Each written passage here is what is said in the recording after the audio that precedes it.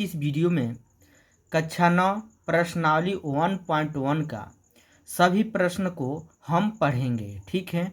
जो पहला प्रश्न दिया है, क्या शून्य एक परिमेय संख्या है, क्या इसे आप p/q के रूप में लिख सकते हैं, जहां p और q क्या है, पूर्णांक है और q जो है 0 के बराबर नहीं है। तो इसका आंसर होगा हाँ।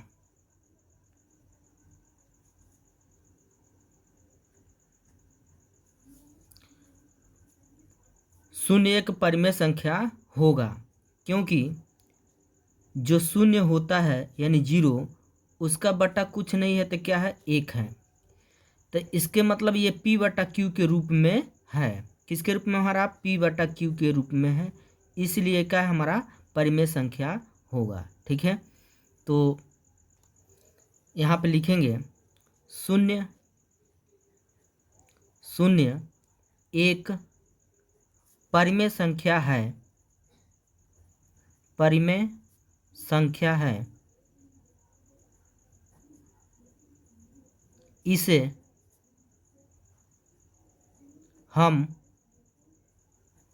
p/q के रूप में लिख सकते हैं।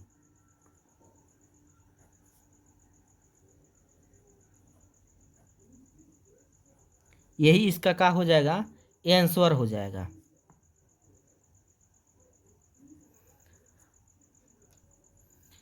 दूसरा प्रश्न दिया है, 3 और 4 के बीच में 6 परिमेय संख्या ज्ञात कीजिए।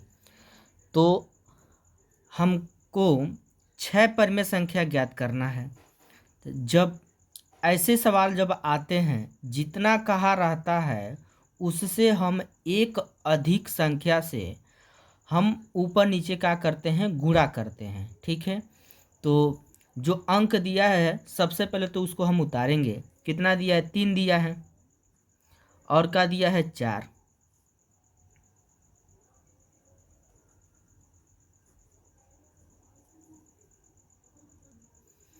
फिर यहाँ पर हम 3 उतार देंगे, उसके बाद क्या उतार देंगे, 4।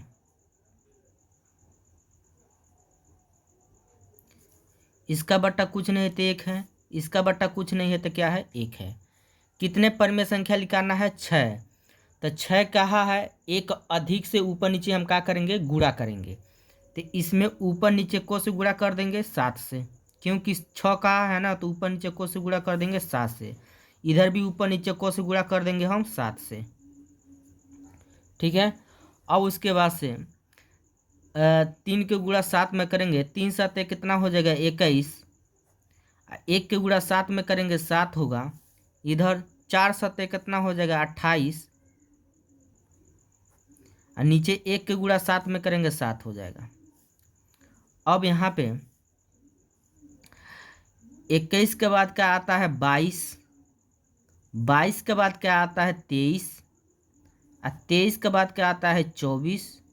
24 के बाद 25। 25 के बाद 26। 26 के बाद क्या आता है, 27। और इसके नीचे हमारा क्या लगा है, 7 है, तो सबके नीचे हम क्या लगा देंगे, 7 लगा देंगे।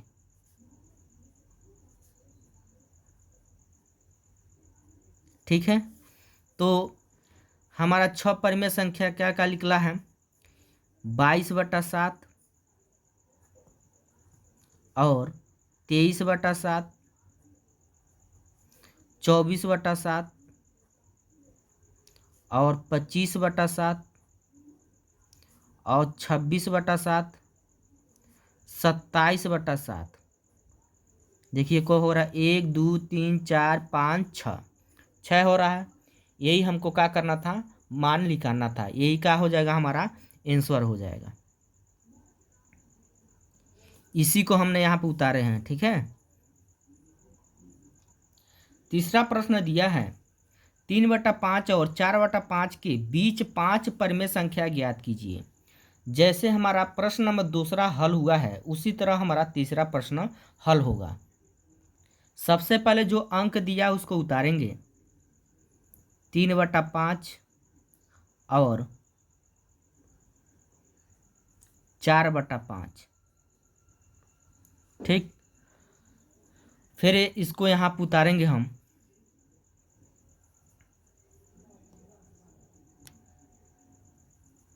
3/5, 4/5। ठीक है, कितना परिमेय संख्या निकालना है हमको? 5। तो 5 कहाँ है? तो एक अंक अधिक करके ऊपर नीचे हम क्या करेंगे? गुणा करेंगे। तो यानी हम 6 से ऊपर नीचे क्या करेंगे? गुणा।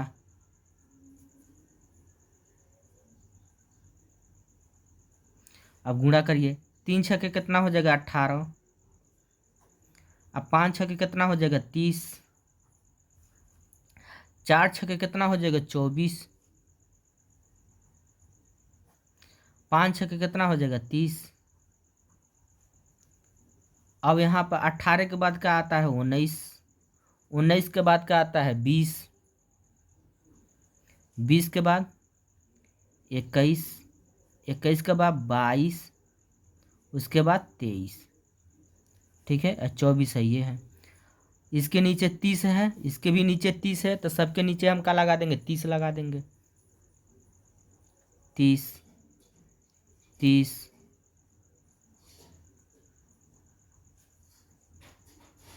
ठीक है, तो हमको 5 परिमेय संख्या निकालना था। 5 परिमेय संख्या कौन होगा? ये जो हमारा निकला हुआ है बीच में, यही होगा। 19/30, 20/30, और उसके बाद 21/30, 22/30, 23/30। ठीक है, देखिए 1 2 3 4 5, यही 5 परिमेय संख्या निकालना था, हमारा निकल गया है। यही क्या हो जाएगा? आंसर हो जाएगा। चौथा प्रश्न दिया है, नीचे दिए गए कथन सत्य है या असत्य कारण के साथ अपने उत्तर दीजिए। पहला प्रश्न कहा है, प्रत्येक प्राकृतिक संख्या एक पूर्ण संख्या होती है, तो सत्य है। क्या है हमारा? सत्य। सत्य क्यों है? क्योंकि कारण हम लिख देंगे, क्योंकि प्रत्येक प्राकृतिक संख्या पूर्ण संख्या में शामिल होती है। ठीक है, जैसे प्राकृतिक संख्या 1 2 3 4 डैश डैश डैश, पूर्ण संख्या 0 1 2 3 4 डैश डैश डैश। ये कारण में हम क्या करेंगे? लिख देंगे। ठीक है, अगला प्रश्न दिया है दूसरा का, प्रत्येक पूर्णांक एक पूर्ण संख्या होती है, तो ये हमारा असत्य है। क्या है हमारा? असत्य। यहाँ पे लिखेंगे असत्य। ठीक है, असत्य लिखने के बाद हम कारण में लिख सकते हैं, क्योंकि पूर्णांक संख्या में ऋणात्मक संख्या होती है, जबकि पूर्ण संख्या में ऋणात्मक संख्या नहीं होती है। जैसे में लिख सकते हैं, पूर्णांक संख्या 2 4 -2 3 -5, पूर्ण संख्या 0 1 2 3 4। ठीक है, ये हम कारण में लिख सकते हैं। ठीक है, अगला जो चौथा प्रश्न दिया है, तीसरा दिया है, प्रत्येक परिमेय संख्या एक पूर्ण संख्या होती है, तो असत्य।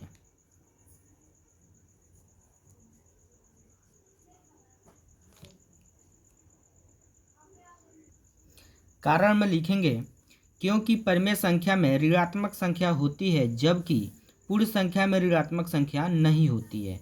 परिमेय संख्या 0 2 -5 6 -7, पूर्ण संख्या 0 1 2 3 4। यह हमारा धनात्मक में है संख्या, एक इसमें धनात्मक और ऋणात्मक दोनों में है। ठीक है, तो हम कारण में ये लिख देंगे।